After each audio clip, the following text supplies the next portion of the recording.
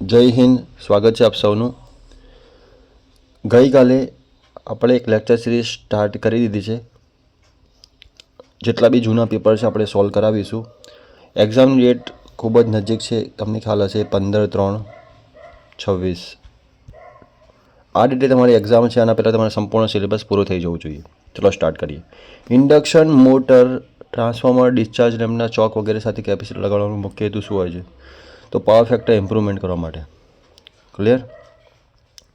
તો power factor improvement કરવા માટે પાવર ફેક્ટરનું સૂત્ર શું થાય? cos phi = R/Z થાય।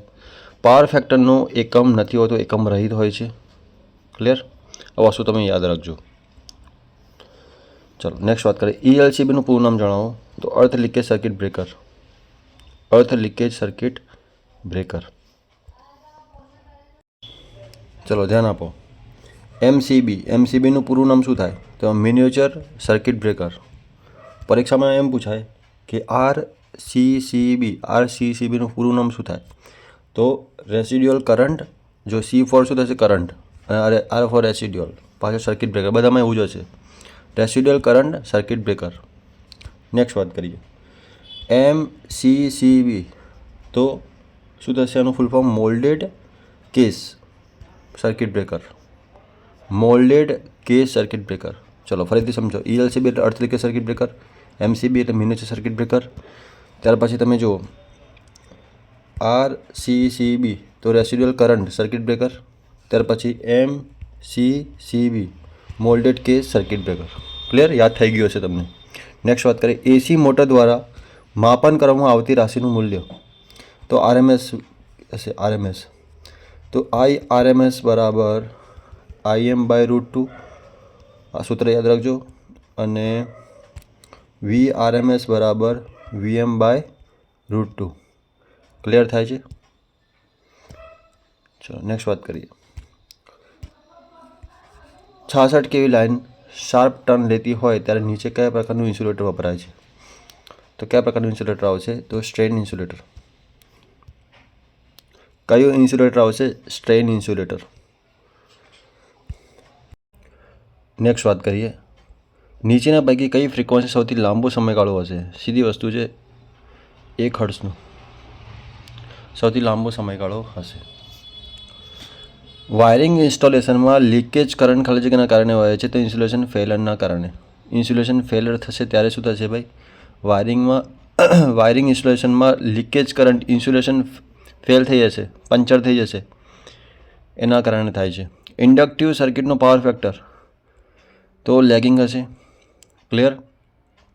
ઇન્ડક્ટિવ સર્કિટનું પાવર ફેક્ટર કેવો હશે? લેગિંગ હશે। નેક્સ્ટ વાત કરીએ। ટ્રાવેલિંગ વેવ સામે ઇક્વિપમેન્ટ રક્ષણ માટે નીચેના કયું સાધન વપરાય છે? તો લાઇટિંગ અરેસ્ટર। સ્ટાર કનેક્શનમાં લાઇન કરંટ અને ફેઝ કરંટ વચ્ચેનો સંબંધ, જો લાઇન કરંટ અને ફેઝ કરંટની વાત કરી હોય તો IL બરાબર IPH થશે। I એટલે લાઇન કરંટ, IPH એટલે phase current. Lead acid battery કયા પ્રકારની બેટરી છે? તો સેકન્ડરી સેલ, યાદ રાખજો। SF6 સર્કિટ બ્રેકર માટે નીચેના પૈકી કયું વિધાન સાચું છે? તો તેનો ઉપયોગ કોલસાની ખાણોમાં થઈ શકે છે। પછી તેનો આર્કિંગ ટાઈમ હવા કરતાં વધારે છે। શું આવશે આમાં આન્સર? તો ડી આન્સર આવશે। નેક્સ્ટ વાત કરીએ। કેટલા મૂલ્યનો વીજ પ્રવાહ મનુષ્યના શરીરમાંથી પસાર થાય તો પ્રાણઘાતક નીવડે છે, મતલબ માણસ પૂરો થઈ જાય છે? તો દેખો અહીંયા એમ્પિયરની પણ મિલી એમ્પિયર પણ કરંટ ફ્લો થશે ને, 30 થી 50 મિલી એમ્પિયર, તો માણસ પૂરો થઈ જશે। ફ્યુઝનું જોડાણ કેવું હોય છે? લાઈવ વાયર જે હશે એની સિરીઝમાં હશે। ક્લિયર થાય છે? નીચેના પૈકી કયું વિધાન ડિસ્ટ્રીબ્યુટર માટે સાચું નથી? તો તેનો વિવિધ સેક્શનનો કરંટ એક સરખો હોતો નથી। ક્લિયર? સિસ્ટમ અર્થિંગ ક્યાં કરવામાં આવે છે? તો ઘરોમાં અને જનરેટિંગ સ્ટેશનમાં। ક્લિયર? યાદ રાખજો। નેક્સ્ટ વાત કરીએ। 3/20 વાયરનો મતલબ શું થાય? 20 ગેજ 3 તારવાળો વાયર। ઉપર હંમેશા હોય ને એ તાર બતાવે છે, નીચે જે હશે છેદમાં એ તમને શું બતાવશે? ગેજ બતાવશે। ટ્રાન્સમિશન લાઇનમાં અર્થ કે ગ્રાઉન્ડ તારનું આધાર શેના પર હોય છે? તો મહત્તમ ફોલ્ટ કરંટ અને સોઇલ રેઝિસ્ટન્સ પર હોય છે. ISI નિયમ મુજબ અર્થિંગ સિસ્ટમમાં અવરોધનું મૂલ્ય કેટલું હોવું જોઈએ? તો 1 ઓહ્મથી ઓછું હોવું જોઈએ. ઇમ્પોર્ટન્ટ. આ ક્વેશ્ચન પણ પૂછાયો હતો, ડીની એક્ઝામમાં પૂછાયો હતો, ડેપ્યુટી એન્જિનિયરની અંદર આ ક્વેશ્ચન પૂછાયો હતો. 3 પિન પ્લગમાં મોટા ડાયામીટરની પિન જાડી પિન કનેક્શન માટેની હોય છે. તો અર્થ. નીચેના પૈકી કયું રેક્ટિફાયર સૌથી વધારે વપરાય છે? તો bridge rectifier. Very very important. Clear? ચાલો. ટ્રાન્સફોર્મર ફૂલ લોડ પર આયર્ન લોસ, કોપર લોસ અનુક્રમે આટલો આપેલો છે. હાફ લોડ પર તેનો આયર્ન લોસ કેટલા હશે? તો કેટલા હશે ભાઈ? 100 હશે. આપણા ઘરમાં વપરાતું એનર્જી મીટરનો સમાવેશ ક્યાં કરવામાં આવે છે? કયા પ્રકારના ઇન્સ્ટ્રુમેન્ટમાં કરવામાં આવે છે? તો ઇન્ટિગ્રેટેડ ઇન્સ્ટ્રુમેન્ટ. કેપેસિટરનો ઉપયોગ નીચેના પૈકી કઈ રાશિનું મૂલ્ય સુધારવા માટે કરવામાં આવે છે? તો પાવર ફેક્ટર સુધારવા માટે કરવામાં આવે છે. નેક્સ્ટ વાત કરીએ. ઓવરહેડ લાઇનમાં અર્થ વાયરમાં ટોપ છેડાનું કનેક્શન થાંભલાની મેટલ બોડી અને મેટલ એસેસરીઝ તેમજ ગ્રાઉન્ડ વાયર સાથે કરવામાં આવે છે. ક્લિપ ઓન મીટરમાં પ્રાઇમરી વાઇન્ડિંગ તરીકે કયો ભાગ કાર્ય કરે છે? તો current carrying conductor. Potential transformer PT માટે નીચેનામાં કયું વિધાન સાચું નથી? તો પ્રાઇમરી ઓછા આટા હોય છે અને સેકન્ડરીમાં વધારે હોય છે. ક્લિયર? 3 ફેઝ સર્કિટમાં 2 વોટ મીટર વિદ્યુતકરણ દ્વારા પાવર માપતી વખતે 1 વોટ મીટરનું રીડિંગ કેટલું હોય છે? તો 0.5 જેટલું હોય છે. કંડક્ટરનો ગેજ નંબર વધતા તેનો વ્યાસ ઘટે છે. ડિસ્ટ્રીબ્યુશન પોલ પરથી ઉપભોક્તાના ઘર સુધીની લાઇનને શું કહેવામાં આવે છે? Service main. IE નિયમ અનુસાર કોઈપણ વાયરિંગ ઇન્સ્ટોલેશનમાં લીકેજ કરંટનું મૂલ્ય ફૂલ લોડ કરંટના 1/5000 ભાગ જેટલું હોય છે. ટેસ્ટ પૈકી કયા ટેસ્ટ માટે મેગનની જરૂર નથી? તો અર્થ રેઝિસ્ટન્સ માપવા માટે. MC2 મૂળભૂત રીતે નીચેના પૈકી કઈ ડિવાઇસનું કોમ્બિનેશન છે? તો ફ્યુઝ અને overload relay. Polyphase power generation કેટલા ફેઝમાં કરવામાં આવે છે? તો 3 ફેઝમાં. નીચે દર્શાવેલ પ્રવૃત્તિ પૈકી કઈ પ્રવૃત્તિ પાવર ટ્રાન્સફર માટે દર મહિને કરવામાં આવે છે? તો ઓઇલ લેવલનું ચેકિંગ. CFL લેમ્પનું ફૂલ ફોર્મ શું થાય? તો કોમ્પેક્ટ ફ્લોરોસન્ટ લેમ્પ.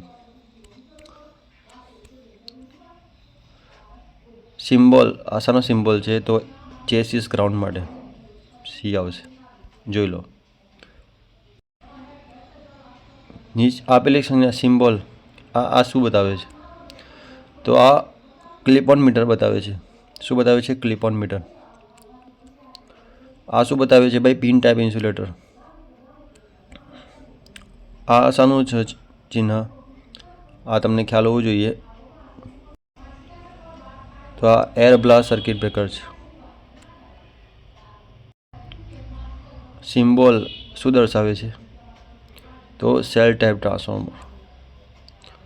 પછી આ કિટકેટ ફ્યુઝ છે. ત્યાર પછી તમે આ જો આ શું છે? આ જે છે HRC ફ્યુઝ છે. આ શાનું ચિહ્ન છે? તો સેકલ ટાઈપ ઇન્સ્યુલેટર. ચાલો. આ શાનું ચિહ્ન છે? તો ડિજિટલ એનર્જી મીટર. આ શાનું ચિહ્ન છે? તો સ્ટ્રેન ટાઈપ ઇન્સ્યુલેટર. ટ્રાન્સફોર્મરનું રેટિંગ નીચેના પૈકી કયા એકમમાં દર્શાવવામાં આવે છે? તો kVA. અર્થ કંડક્ટર એ લીકેજ કરંટને સરળ ગ્રાઉન્ડ પાથ પૂરો પાડે છે. કન્ઝ્યુમરને મળતા વોલ્ટેજ નક્કી કરેલ વોલ્ટેજમાં વધારે શું હશે? ±5% વધારે થવું જોઈએ નહીં. સપ્લાય ફ્રીક્વન્સી 50 હર્ટ્ઝ છે. મલ્ટીમીટરનો ઉપયોગ કરંટ, વોલ્ટેજ, રેઝિસ્ટન્સ મેજર કરવા માટે થાય છે.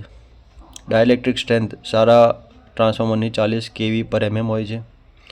ઓવરહેડ લાઇનમાં નીચેના પૈકી કયું કંડક્ટર વપરાય છે? તો ACSR.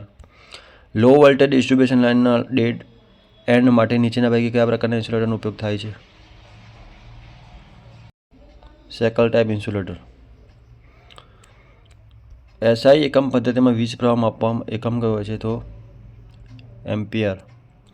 શુદ્ધ ધાતુઓનો અવરોધ તાપમાનમાં વધવાની સાથે વધે છે. કયું સમીકરણ સાચું છે? તો એમ્પિયર બરાબર કુલમ પર સેકન્ડ. નીચે કઈ સર્કિટમાં પાવર વ્યય શૂન્ય થાય છે? તો ઓપન સર્કિટ. કયા પ્રકારના સબસ્ટેશન પાવર સિસ્ટમમાં ઘણી સંખ્યામાં હોય છે? તો ડિસ્ટ્રિબ્યુશન સબસ્ટેશન. જમીનમાં ભેજ વધવાથી અર્થ રેઝિસ્ટન્સમાં ઘટાડો થાય છે. સબસ્ટેશનમાં પ્રતિરોધકની કિંમત અવરોધ કેટલો હોય છે? 1 ઓહ્મ. માનવ શરીરનું વિદ્યુત વાહક હોય છે. ચલો પેરેલલમાં જોડીશું તો શું થશે? આ 1/8 પ્લસ 1/24 24 પ્લસ 8/24 ગુણ્યા તમે 8 કરશો 24 ગુણ્યા 8 ક્લિયર. તમે 24 ગુણ્યા 8 ભાગ્યા 24 નો 8 32 થશે. ક્લિયર. એટલે શું થશે? અહીંયા 8 ચોક 32 થશે. એટલે 6 આવશે અહીંયા. 6 ચોક 24. ક્લિયર. સ્ટાન્ડર્ડ વાયર ગેજ વાયરનો ગેજ અને તેનો વ્યાસ દર્શાવે છે. ઇન્સ્યુલેટિંગ પદાર્થ વધારેમાં વધારે વોલ્ટેજ સહન કરવાની ક્ષમતાને શું કહે છે? તો ડાઇલેક્ટ્રિક સ્ટ્રેન્થ કહે છે. વિદ્યુત સર્કિટમાં વીજ દબાણ માપવા માટે કયું ઉપકરણ વપરાય છે? તો વોલ્ટમીટર.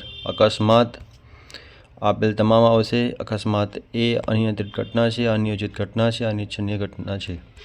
એમકેએસ પદ્ધતિમાં 1 HP બરાબર 735.5. તો આપણે આ ફાઇનલી પેપર સોલ્વ કરાવી દીધું છે. ક્લિયર છે. 75 ટોટલ ક્વેશ્ચન છે. ચેનલને જરૂરથી લાઇક કરજો, સબસ્ક્રાઈબ કરી દેજો વિડીયો, અને તમારા મિત્રો સુધી વિડીયોને શેર કરજો. ઓકે. જય હિન્દ, જય ભારત.